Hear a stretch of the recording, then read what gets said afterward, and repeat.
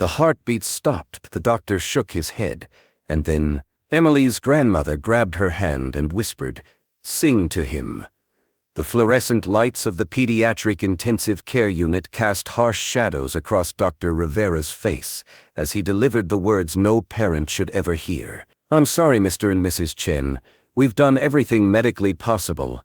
Sophia Chen collapsed against her husband Wei's chest, her body racked with sobs as they stared at their 5-year-old son Liam, lying motionless amid a tangle of tubes and wires. The boy who just 3 days ago had been racing his bike down their driveway was now silent, his little body betrayed by an unexpected brain aneurysm that had struck without warning.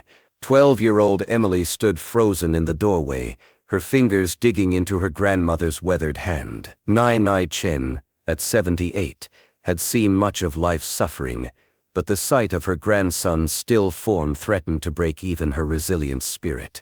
"They can't just give up," Emily whispered, her voice trembling with rage and despair. "He promised to teach me how to skateboard next weekend." The hospital room felt impossibly small, as if the walls were closing in with each beep of the machines that were the only evidence Liam's heart still beat, though his brain showed minimal activity. The doctors had explained in gentle yet clinical terms, the hemorrhage was catastrophic, the damage irreversible. They recommended removing life support within the next 24 hours. "One night," Wei had pleaded. "Give us one more night with our son." Dr. Rivera had nodded solemnly. "Of course, the nurse will be just outside if you need anything." As the doctor left, a suffocating silence filled the room, broken only by Sophia's muffled cries and the rhythmic mechanical sounds of the ventilator breathing for Liam. Emily approached her brother's bedside slowly, as if in a nightmare she couldn't escape. His face was peaceful, almost like he was sleeping, except for the breathing tube and the bandages wrapped around his head. The angry purple bruise peeking out from beneath the white gauze made her stomach clench. "Can he hear us?" she asked, her voice small. Nai squeezed her shoulder. "The soul always hears even when the body cannot respond." Wei pulled up chairs for everyone around Liam's bed. They formed a protective circle around him, a family fortress against the inevitability that loomed. Sophia reached out with trembling fingers to stroke Liam's cheek, her tears falling onto the hospital blanket. "My sweet, brave boy," she whispered. "Mommy's here, Daddy's here, we're all here." As night descended, the hospital quieted. The harsh fluorescent lights were dimmed, casting the room in a gentle glow. Nurses came and went, checking vitals, adjusting medication, their faces masks of professional compassion that couldn't quite hide their sadness at the family's vigil. Emily sat cross-legged at the foot of her brother's bed, her science textbook open but unread on her lap. She'd brought it because Tuesday was always their homework night. Liam would color or practice writing his letters while she did her assignments. It was their ritual, and she clung to it now, as if performing this normal act could somehow pull them back to last week, before everything shattered. "He was so excited about his birthday next month," Emily said, suddenly breaking the silence. "He made me promise to get him that dinosaur Lego set, the one with the T-Rex that has the moving jaw." Wei nodded, a ghost of a smile crossing his face. "He's been talking about that set since January. Remember when he brought home that drawing from kindergarten?" Sophia added, her voice steadying as she reached for the memory. "The one where he drew all of us as superheroes. He gave me laser vision." Emily laughed softly, the sound quickly fading into a sob. "And Nai could fly." "Ah, that boy knows the truth," Nai said, her accent thickening with emotion. "These old bones may be earthbound, but my spirit has always soared." As midnight approached, Wei convinced Sophia to rest on the small couch in the corner of the room. She refused at first, unwilling to leave Liam's side even for a moment, but exhaustion eventually won out. Within minutes her breathing deepened into the rhythm of sleep, though her face remained troubled even in repose.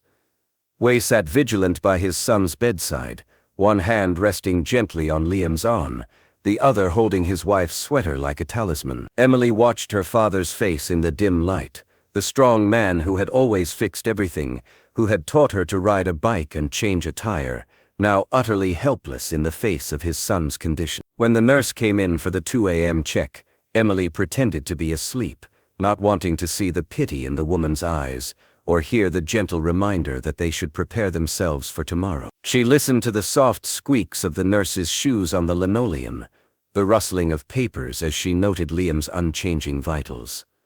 After the nurse left, Emily opened her eyes to find Nai watching her, the old woman's gaze knowing and steady. "Come," Nai whispered, gesturing Emily toward her.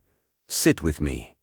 Emily unfolded her stiff limbs and moved to the chair beside her grandmother. Nai took her hand, her skin paper-thin but warm. "When I was a girl in Guangzhou," Nai began, her voice barely above a whisper, "there was a river behind our home. One spring it flooded terribly after many days of rain. My little brother Min was playing too close to the edge when the bank collapsed. He fell in and was swept away." Emily stared at her grandmother, shocked. She had never heard this story before.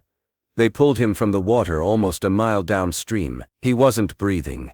His lips were blue. The village doctor said he was gone. Nai's eyes grew distant, seeing a past that Emily could only imagine. "But my mother," she refused to accept this. While others prepared to mourn, she wrapped Min in blankets and began to sing to him old songs from her childhood, songs of strength and return, of spirits finding their way home. Nai's fingers tightened around Emily. "The doctor said it was impossible, that my mother was prolonging her suffering, but she sang through the night, her voice growing hoarse but never stopping. And as dawn broke, Min coughed. Water spilled from his lungs, and he took a breath.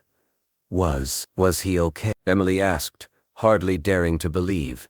"He lived to be 82, Nai said with a small smile. "He became a doctor himself, determined to help others as he had been helped. The physicians called it a miracle. My mother called it love finding a way back." Emily looked over at Liam, the steady rise and fall of his chest controlled by machines, his brain activity barely registering on the monitors. "You think singing could help Liam?" she asked, a desperate hope flaring. "I think," Nai said carefully, "that medicine has its limitations. But the connection between souls, between a family's love and a child's spirit, that has power beyond what science can measure." Emily moved her chair closer to Liam's bed, her mind racing with possibilities. She had her brother's favorite songs on her phone, the silly dinosaur song he loved to dance to, the theme from his favorite cartoon. But something in Nai's story made her hesitate. It wasn't just any song that had brought Min back. It was songs with meaning, with history. "What should I sing?" she whispered.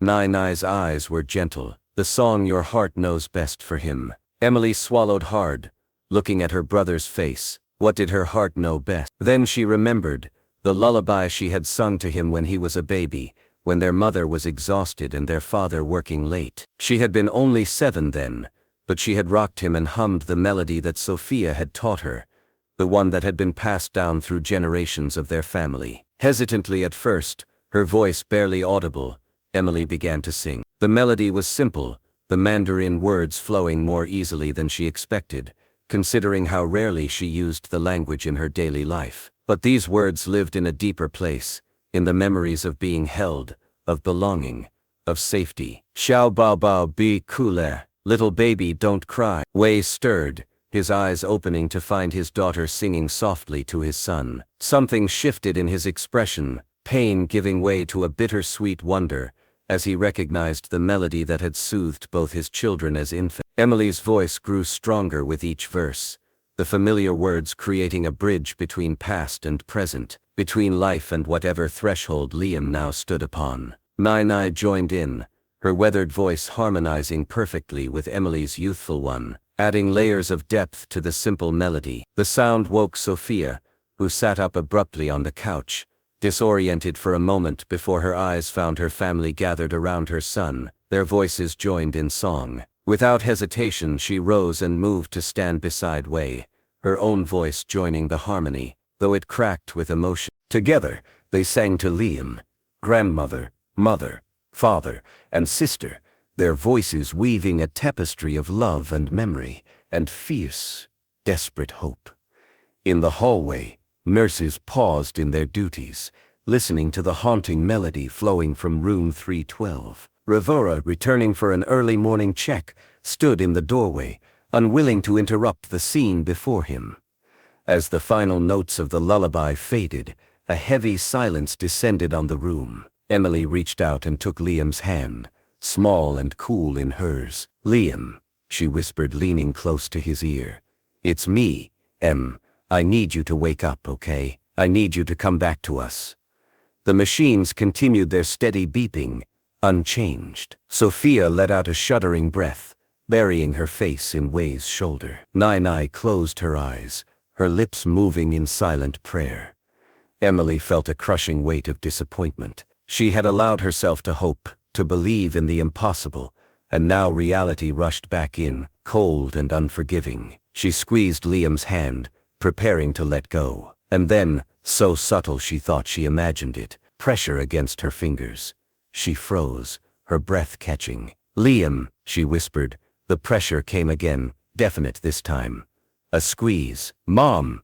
Dad!" Emily cried out, her free hand frantically gesturing them closer. "He squeezed my hand. He squeezed my hand." Wei and Sophia rushed forward, disbelief and tentative hope battling on their faces. "Liam," Sophia called, her voice trembling as she stroked his hair. "Baby, can you hear me?" Dr. Rivera hurried into the room, immediately checking the monitors, his brow furrowed in concentration as he pulled out his penlight, gently lifting Liam's eyelids to check pupillary response. "There's increased brain activity," he said, his professional demeanor unable to completely mask his astonishment. "I don't want to give false hope, but this is unexpected." "He squeezed my hand," Emily insisted. "I felt it, twice." The doctor nodded, not dismissing her claim. "Sometimes patients can have reflexive movements that don't indicate." A small moan interrupted him, faint but unmistakable, coming from Liam. The room froze. 5 pairs of eyes fixed on the small figure in the bed. Liam's eyelids fluttered, fighting against the weight of unconsciousness. Another moan escaped him, this one stronger, almost frustrated, as if he were struggling to wake from a deep sleep. "Liam," Sophia cried, bending over her son, her tears falling onto his face. "We're here, baby. We're all here." The boy's eyes opened halfway, unfocused and confused. He made a distressed sound, his body tensing against the breathing tube in his throat. "Don't try to talk," Rivera instructed, moving quickly to Liam's side. "Mrs. Chen, please step back. I need to examine him." The next few minutes passed in a blur of activity. Additional medical staff rushed in, checking vitals, examining readings, speaking in rapid medical terminology that the family couldn't fully follow. Wei held Sophia, both of them trembling, their eyes never leaving their son. Emily stood with Nai clutching her grandmother's hand so tightly it must have hurt, though the older woman never flinched. "Is he really waking up?" Emily whispered. "Is this real?" Nai nodded, tears streaming down her lined face. "The spirit listens. The spirit always finds its way home when love calls." By morning the impossible had become reality. The breathing tube had been removed, and though Liam was weak, disoriented and slept frequently, he was undeniably present. The medical team was cautiously optimistic, using words like unprecedented recovery and remarkable neurological resilience. "We'll need to run extensive tests," Dr. Rivera explained to Wei and Sophia, "and there may be challenges ahead in terms of recovery and rehabilitation. But the fact that he's conscious, responsive and showing minimal neurological deficits, well, in my 20 years of practice, I've never seen anything quite like it." 3 days later, Liam was moved from the PEU to a regular pediatric room. His recovery continued to baffle and impress his medical team. There were struggles, headaches, some weakness on his left side, moments of confusion, but each day brought improvement. Emily spent every moment she could at the hospital, splitting her time between schoolwork and being with her brother. She read him stories, helped the physical therapists with his exercises, and each night before leaving, she sang him the lullaby that had called him back. One afternoon, as Liam napped and their parents spoke with doctors in the hallway, Nai sat beside Emily by the window. "The doctors say it's a miracle," Emily said quietly. Nai nodded. "It is that. But miracles don't always come from nowhere, child. Sometimes they need a bridge, a connection." Emily thought about this. "You mean the singing? I mean love, Nai replied. Love that refuses to give up, that calls across the darkness. She patted Emily's hand. You gave your brother that bridge. From the bed came a small voice, sleepy but clear. Emily hurried to Liam's side. Hey buddy, how are you feeling? Liam's eyes, still that same bright, curious brown they had always been, focused on her face. I heard you. Emily frowned slightly. Just now, I was talking to Nai. Liam shook his head carefully, mindful of the lingering soreness. No. When I was asleep, the long sleep. His small fingers reached for hers. I was lost somewhere dark. But then I heard you singing. I followed your voice home. Emily felt goosebumps rise on her arms. She looked at Nai, who watched them with knowing eyes. You heard me singing? Emily asked, her voice barely above a whisper. Liam nodded. You and Mommy and Daddy and Nai, all of you. It was like a rope of light in the dark. His brow furrowed with the effort of expressing something so complex. I was scared to grab it at first, but then you said you needed me to come back. His fingers tightened around hers. So I did. Emily couldn't speak, her throat tight with emotion. She simply leaned forward and gently hugged her brother, careful of his IV lines and monitoring equipment. Thank you, she finally whispered against his hair. Liam pulled back, looking at her with confusion. For what? For fighting, for coming back to us. He gave her a small smile, the same one that had always appeared when he had a secret. I had to. You promised to teach me how to kickflip on your skateboard, remember? 2 weeks later, Liam went home. The doctors called his recovery remarkable and unprecedented. Reporters from local news stations asked for interviews about the miracle boy, which Wei and Sophia politely declined. Their family's story was their own, sacred and private. The night of Liam's return home, after a welcome home dinner of all his favorite foods, Emily helped him get ready for bed. His movements were still slower than before, his balance sometimes uncertain, but the eager spirit that had always defined him blazed bright in his eyes. Will you sing to me? He asked, as she tucked the covers around him. The song that brought me home. Emily smiled and sat on the edge of his bed. As she began to sing the familiar melody, Sophia appeared in the doorway, followed by Wei and Nai. One by one they entered the room, their voices joining Emily's in perfect harmony. The lullaby filled the bedroom, no longer a desperate plea but a celebration, a reminder of the bridge they had built together between life and whatever lay beyond. In the soft glow of Liam's dinosaur nightlight, a family that had almost been broken found itself whole again, changed perhaps, but stronger in the places that had been tested. And as the final notes faded into the peaceful quiet of the house, Liam drifted to sleep with a smile on his face, safely anchored by the love that had called him home. What would you do if faced with impossible odds? This real-life inspired miracle reminds us that love transcends medical impossibilities. If this story touched your heart, share it with someone who needs hope today. Hit like, leave a comment about your own miracle moment, and subscribe for more soul-stirring stories that restore faith in what's possible. Together we can spread light in the darkest places.